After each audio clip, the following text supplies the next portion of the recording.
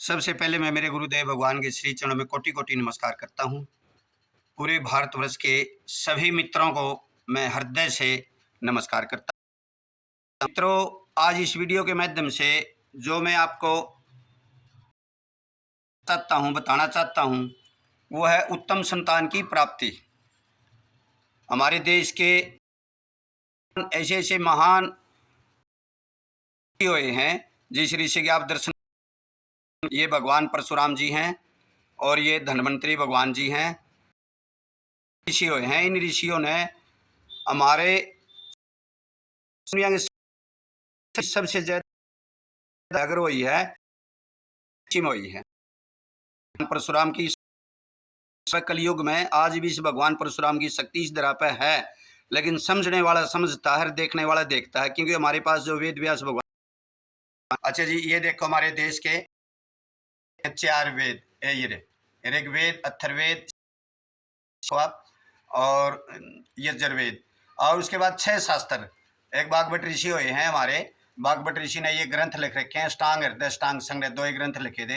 ये इतने उत्तम ग्रंथ हैं, इसमें उत्तम संतान की प्राप्ति का योग है। अब इसी तरीके से अष्टांग हृदय का जो योग है, उसी तरीके से बागवट ऋषि के बताए रास्ते को चुन रखा हमें, और हम यहाँ उत्तम संतान की प्राप्ति करवाते हैं। देखो आप, चिकित्सा का चमत्कार प्राकृतिक चिकित्सा का ग्रंथ है, और ये यहाँ इस नवद्वीप प्राकृतिक वेद व्यास भगवान की ये गद्दी कर लो। मैं पूरे भारतवर्ष के सभी मित्रों कि आप हमारे इन ग्रंथों के, जो हमारे देश के ऋषियों ने जो परंपरा बना रखी है, हमारे देश के ग्रंथों के अंदर संतान की प्राप्ति का योग है, आप वो अपना के देखो एक बार। पास बहुत सी महिलाएं आती हैं और ये कहती हैं, अब आगे बड़े पिछतावा हैं जी, बड़े ऑपरेशन से बच्चे हुए हैं जी, और हम भी बीमार, और कम से कम यहाँ 9 महिलाएं, बच्चा 10वीं महिला हमारे पास यहाँ चल रही है, और एक महिला कल आवेगी, 10 साल से शादी। तो ये कहते हैं कि पूरे भारतवर्ष की सभी महिलाओं को ये संदेश देना चाहते हैं कि आप डॉक्टरों की, अगर डॉक्टरों की दवाई से आपके बच्चा पैदा होगा तो आप हमेशा बीमार रहोगे।